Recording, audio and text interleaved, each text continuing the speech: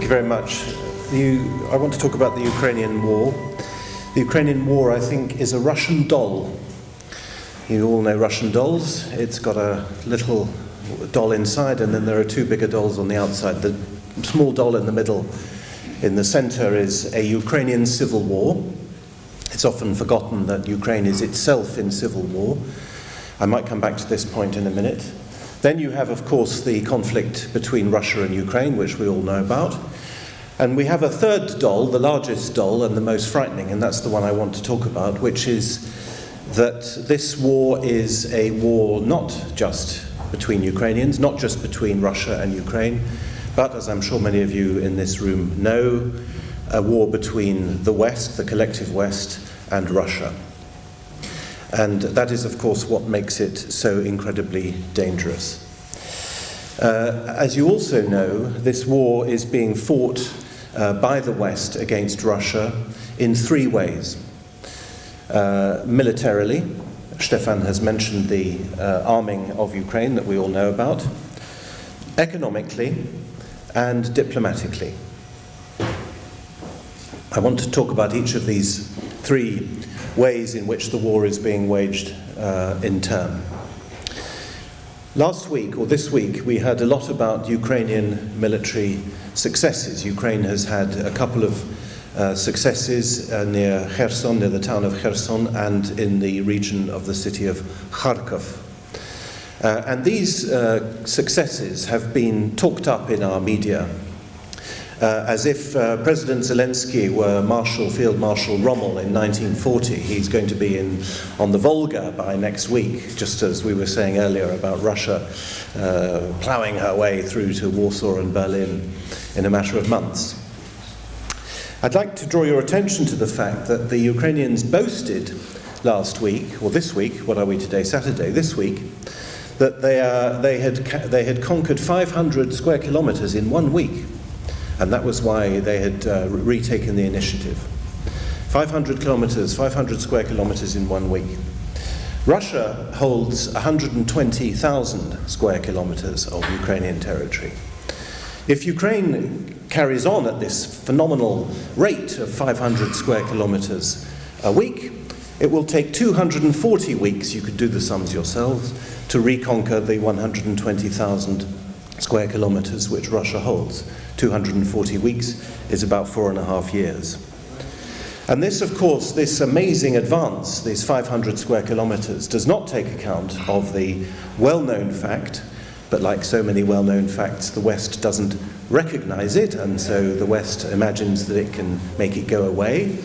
The well-known fact that Russia has, of course, mobilized 300,000 reservists. 200,000 of which have already been registered and are, as far as I know, in uniform. 200,000 reservists is more than the entire Ukrainian army. And of course, these 200,000 or 300,000 Russian soldiers will come in addition to the ones that are already there, the 125,000, I believe, 150,000 that are already there, facing an army which has fewer than 200,000 soldiers in uniform and which has probably lost. I had lunch, I'm based in Budapest at the moment, I had lunch with the chairman of the Foreign Affairs Committee of the Hungarian Parliament, who reckons that the Ukrainians have lost between 50 and 100,000 men in this war. So, as you all know, ever since the fighting started, ever since the 24th of February in our wonderful media, the Russian invasion has been failing. Don't you remember the battle for Kiev? Oh, Russian bungled invasion. It's like reading Edward Gibbon, 1,000 years of decline. This war, which has been going so badly for so long, has led to, whether it's recognized or not, the conquest of a gigantic amount of Ukrainian territory, equivalent to half the size of the United Kingdom. The annexation of that territory, whether you agree with it or not, adds 8 million people to the population of Russia. It gives Russia the industrial basin of Ukraine and, of course, a large part of the famous Black Earth of Ukraine. And the annexation, of course, is a very substantial escalation in the sense that now Russia declares this territory to be her own, to be part of Russia. As you also know, in response to that, Ukraine, Zelensky did a little photo op where he signed a letter with his prime minister and the head of the parliament, and on this letter they asked for rapid accession to NATO. Well, it's very interesting to see the reaction to this rapid accession, to this request for rapid accession, because on the 2nd of October, 9 Eastern European states, led by Poland, Romania, the Baltic states, Slovakia, Montenegro and Macedonia, issued a declaration saying that they agreed with this idea and that they stood by the idea of Ukraine joining NATO and so on. However, all the big NATO states have remained silent. The United States, Germany, Britain, France and Turkey. And among the smaller states, Bulgaria, the Bulgarian president issued a statement saying that he had refused to sign this joint declaration because he said, no, we can't talk about Ukrainian membership of NATO until such time as peace has been established.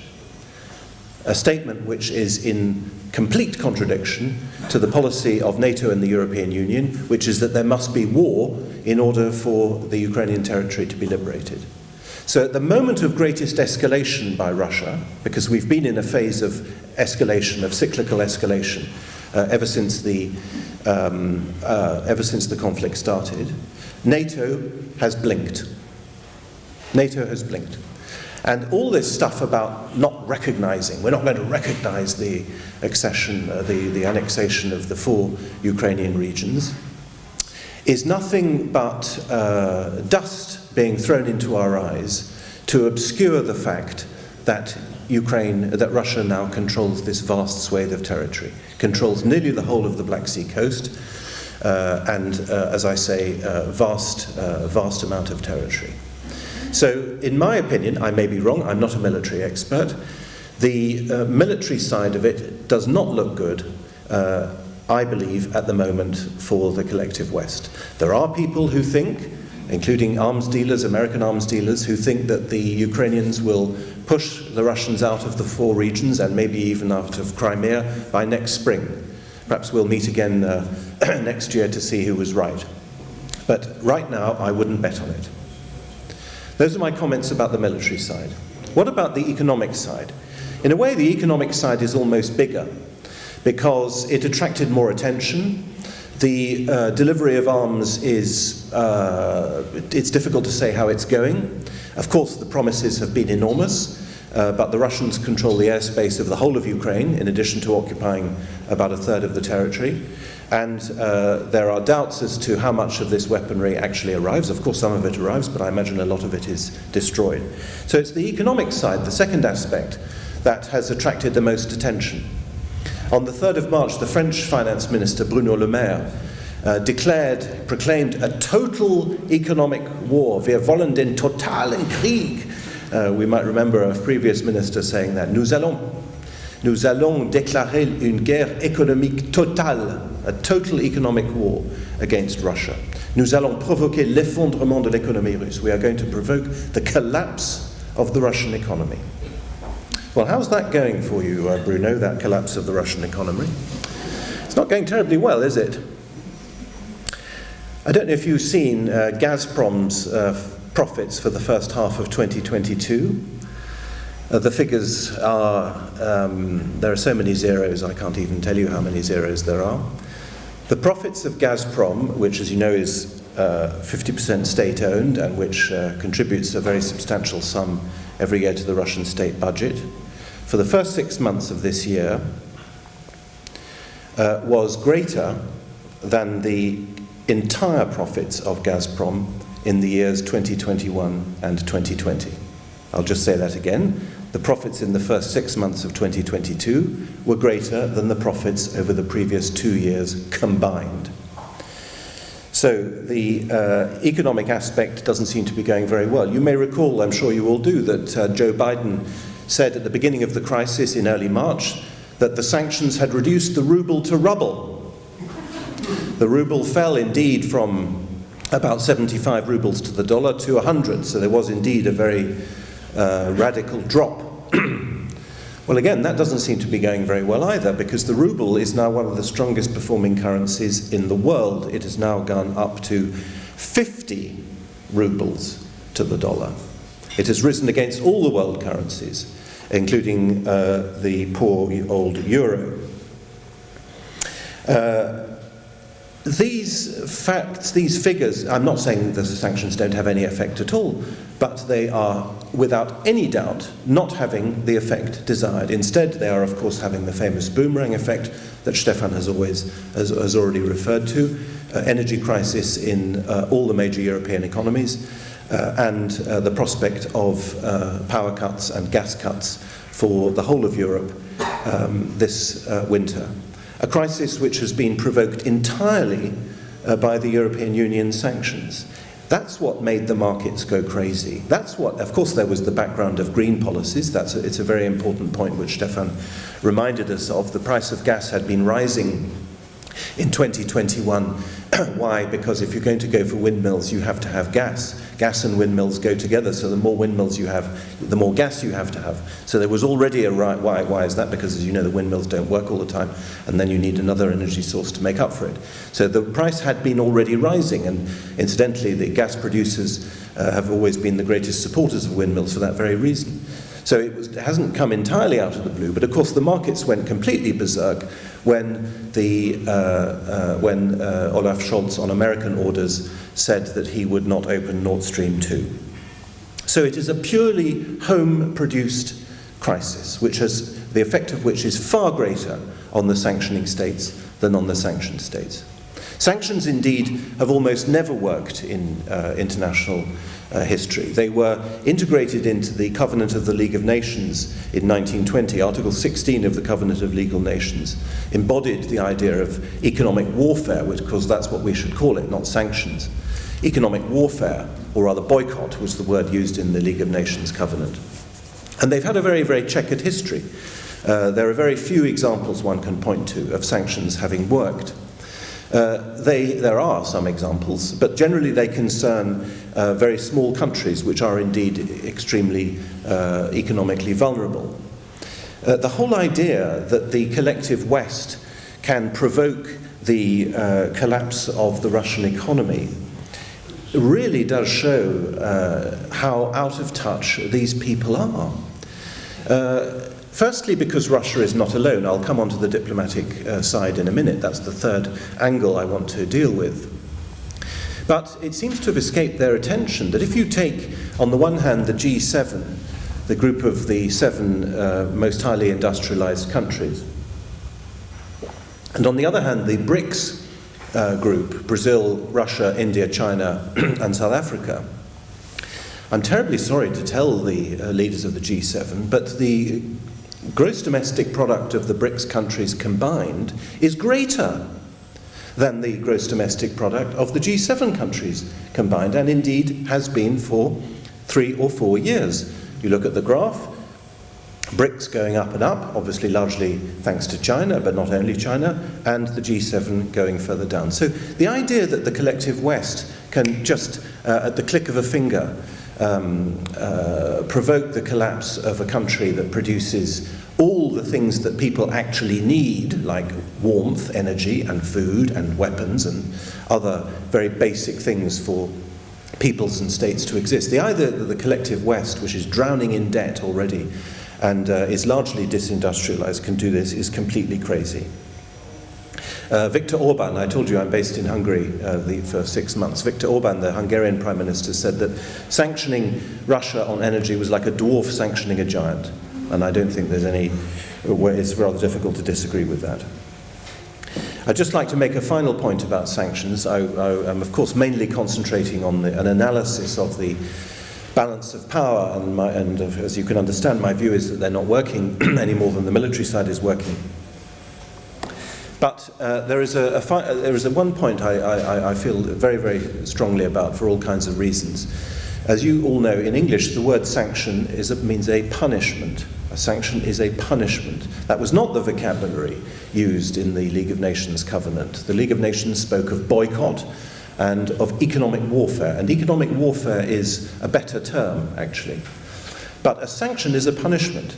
And yet, in Europe now, particularly in Europe, but also in the United States, one of the clever things that the European leaders have invented is the idea of personal sanctions, where people are sanctioned personally. They have their bank accounts frozen and not allowed to travel and things like that. They are punished, these people.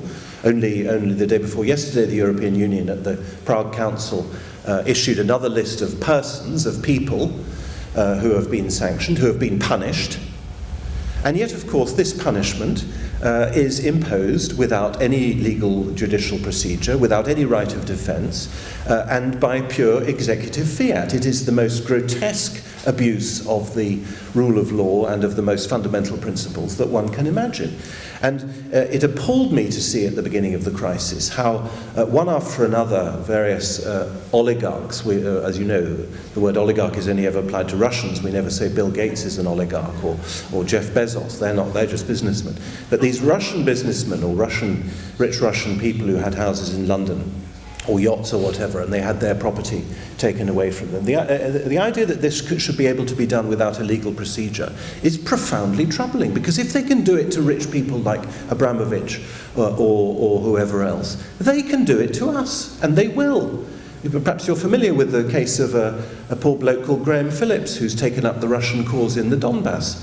He's from East Anglia, as far as I can tell, for a perfectly ordinary bloke who did a few YouTube videos, and he has been sanctioned, a British citizen, has been sanctioned with his bank accounts frozen and so on, in the absence of any kind of legal procedure. So there are all kinds of reasons why sanctions don't work, and recent history has confirmed the general trend. Firstly, of course, sanctions can be bypassed, that people find other sources, and also, paradoxically, sanctions, which I repeat are an act of war, they should indeed be referred to as warfare, sanctions, like warfare, like conventional warfare, always produce a counter effect. Helmut von Moltke said not a single military plan survives first contact with the enemy. Economic warfare is met with countermeasures.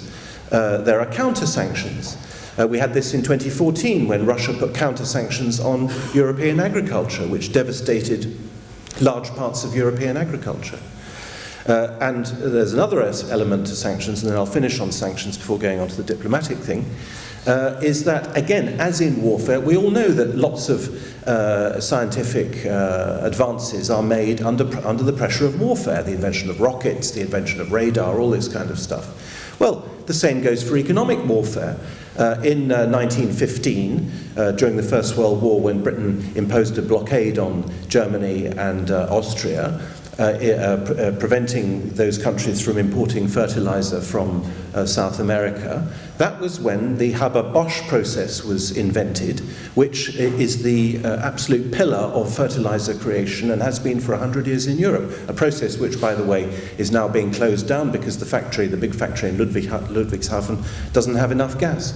But that's an example of a way in which a country under pressure can find new resources within its own economy in order to respond to the new situation that it finds itself in.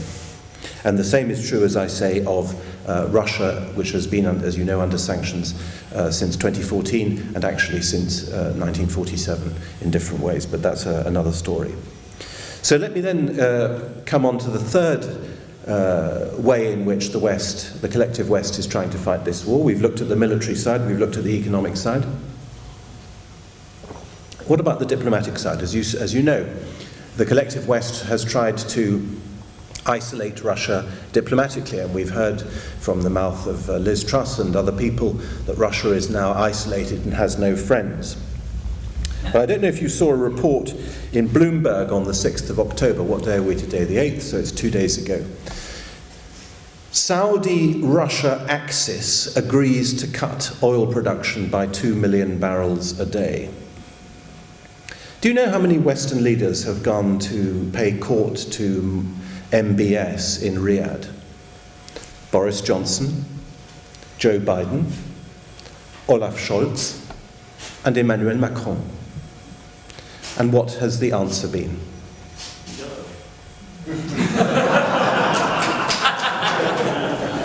Instead of agreeing, forgive me that vulgarity, instead of agreeing to the supplication of these Western leaders who all went to the court of the Saudi crown prince, conveniently forgetting, of course, that, as we all know, Saudi Arabia invaded Yemen about 7 years ago, instead of him agreeing to increase production, or not to cut it, it was a Saudi-Russian axis, according to Bloomberg, which agreed this 2 million barrel a day cut to, of course, keep the oil price up. This is, in terms of diplomatic history, this really is a watershed moment. Why? Because the post-world order, which was created in 1945, as we all know, on the basis of the outcome of the Second World War, includes, among many other things, an axis between the United States and Saudi Arabia, which was symbolized by the meeting between the then Saudi king and President Roosevelt on board an American warship in, I think, near Aden, the USS Quincy. It's a very symbolic moment. This event has been invested with more importance than it probably really had. But the fact that Roosevelt went from Yalta, where the United Nations was set up and where the borders of Poland were discussed, to meet the Saudi king and to discuss, among other things, Jewish immigration into Palestine, but also, of course, oil partnerships. The fact that this took place the day after he left the Crimea, the day after he left Yalta, has, as I say, given it a symbolic importance which it largely deserves. That American-Saudi axis has now been replaced by a Saudi-Russian axis. But it's not the only axis that Russia has. Russia also has a very substantial partnership now, I don't know whether the word axis is appropriate, with China. The relations between Russia and China have been good for a long time now. But in the circumstances of the Ukraine war, they have grown deeper than ever. There have been really quite astonishing remarks. I've forgotten exactly what they've said to each other, the Peking and Moscow, but they've used really very considerable hyperbole, saying this partnership will last forever, it's an extremely deep partnership, and so on. The partnership is both economic and military. Everybody knows Vladimir Putin. Almost nobody knows the name of any other minister in Russia. Maybe people know, they might know Shoigu, they might know Lavrov, but they don't know Patrushev. Nobody knows who Patrushev is. Patrushev is the head of the National Security Council in Russia, who went to Peking shortly after the Putin and Xi Jinping met in Samarkand to shore up the military aspect of the relationship with China. The reason why the relationship between China and Russia is so interesting is that it is a profoundly complementary diplomatic relationship. China has the economic firepower. China is the second largest economy in the world, soon to be the first, and Russia has the military firepower. And both these two gigantic countries need each other. Of course, as you know, the economic partnership is absolutely immense. The various pipelines that go from Siberia to China are the biggest construction projects in the history of the world, and they deliver, again, you know, hundreds of billions of cubic meters of gas. And this Russia-China axis is not even just a bilateral axis.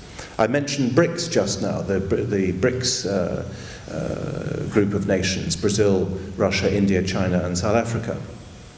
That's one international organization which Russia created some time ago and which has been growing. Argentina, for example, wants now to join BRICS as well. There are various other countries, I think, in South America that want to join it. When Xi Jinping and Putin met in Samarkand, that was a meeting within the framework of the Shanghai Cooperation Council, which again is about, I think, 10 or 15 years old, set up by Russia and China to essentially talk about Central Asia, but it has the number of states queuing up to join this organization is quite considerable. And in particular, Iran is about to join it. When Zbigniew Brzezinski wrote The Grand Chessboard in 1996, he explained that American hegemony could only be maintained if the United States dominated Eurasia. And he explained all the ways that that would happen. Ukraine, of course, plays a very key role in this. And that's why he is one of the main architects of the war that's currently taking place, because for him, Ukraine was a geopolitical pivot, which the West had to control in order to keep Russia down. And so he develops this completely crazy geopolitical idea of controlling what they call the world island. But he says something absolutely prophetic, although I'm sure he didn't want to prophesy it. He says, in his own book, he says, in order for American hegemony, world hegemony, because in the geopolitical language, so you have the world island, all right, which is Eurasia, and then you have this offshore island, which is the United States of America. So how can this offshore island, as it were, control the world island? That's the language. And as I say, there are various pivots which enable that. But Brzezinski says, if China and Russia were to form an alliance, perhaps joined by other, I'm quoting, perhaps joined by other countries like Iran, then hegemony over Eurasia will be over. In other words, the scenario which Brzezinski warned about has now come to pass. It has now come to pass. And it's come to pass all the more perfectly that Brzezinski envisaged this alliance not as an ideological alliance. We in the West have ideological alliances. You know, by the way, why we're fighting this war. Do you remember the tweet of Richard Moore, the head of MI6, on the 25th of February? Do you remember that? The head of MI6 tweeted on the 20th of February, as this brutal war is unleashed, let us remember what separates us from Putin. LGBT rights.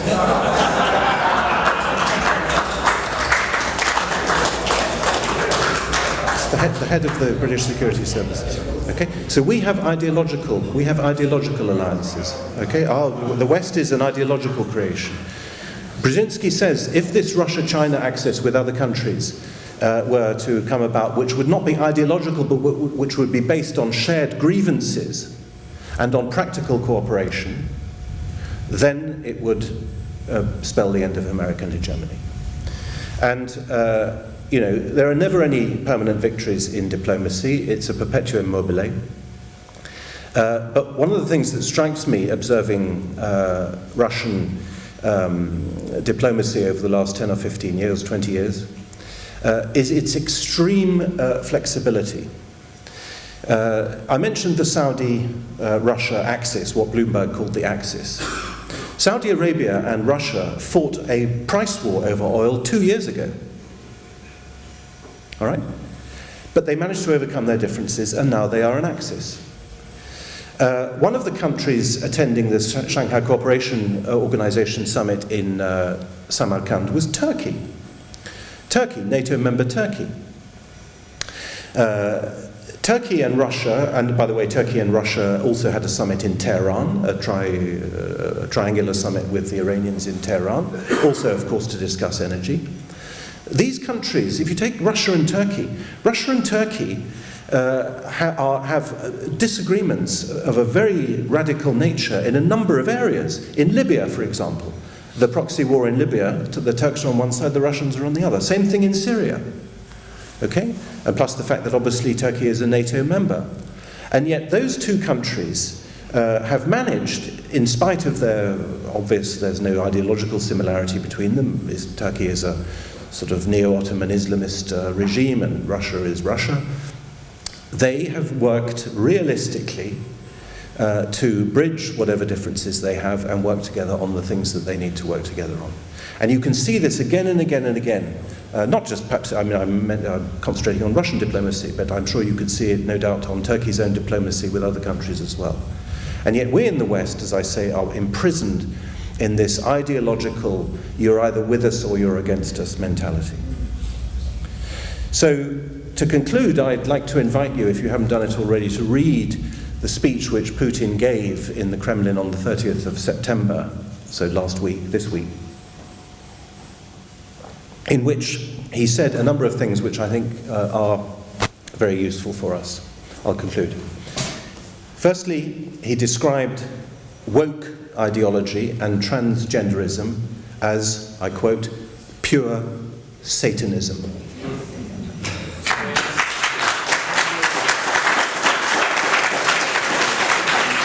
It's pretty rare to hear a politician talk God. We don't do God. But it's even rarer to hear a politician talk about Satan, and Putin did both in that speech. The second thing he said was, you can't feed people with, or heat people with paper currencies and debt. Maybe you can heat them by burning COVID masks. Maybe we'll heat our wood-burning stoves with euros soon, or pounds. But he said, to live you need to have stuff, energy, food.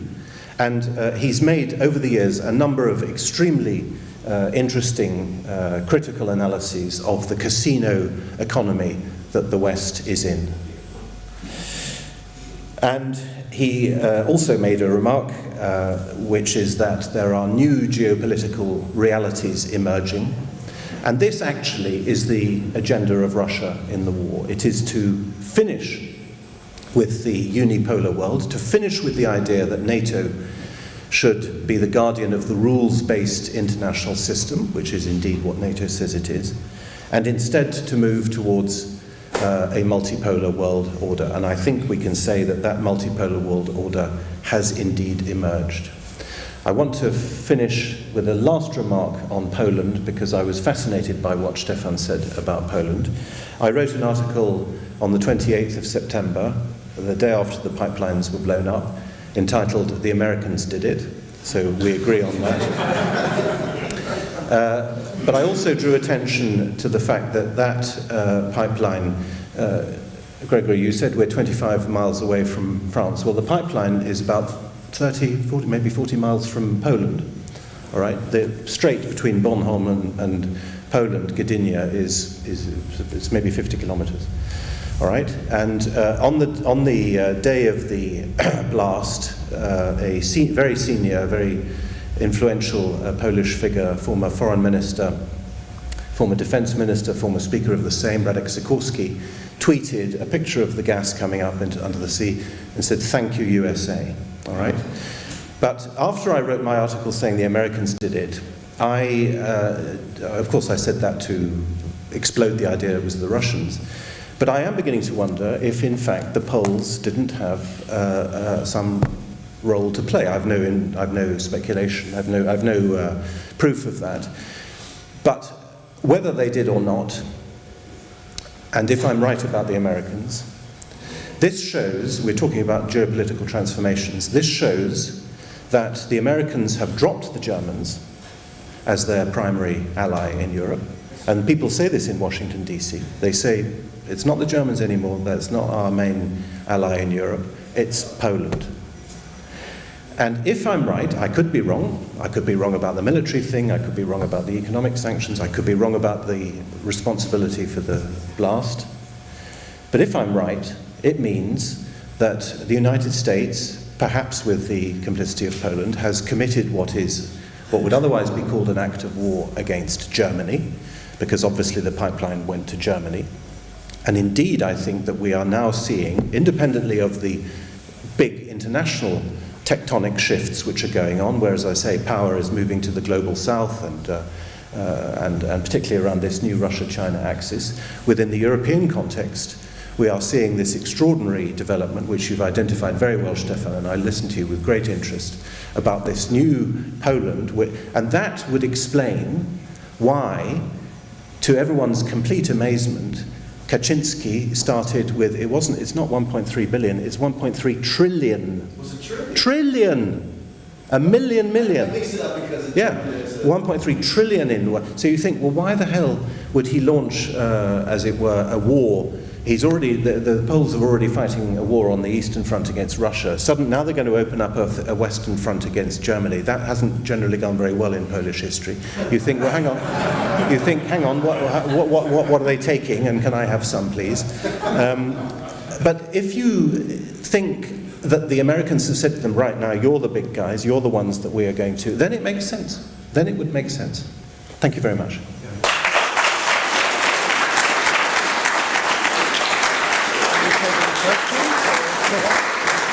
Good.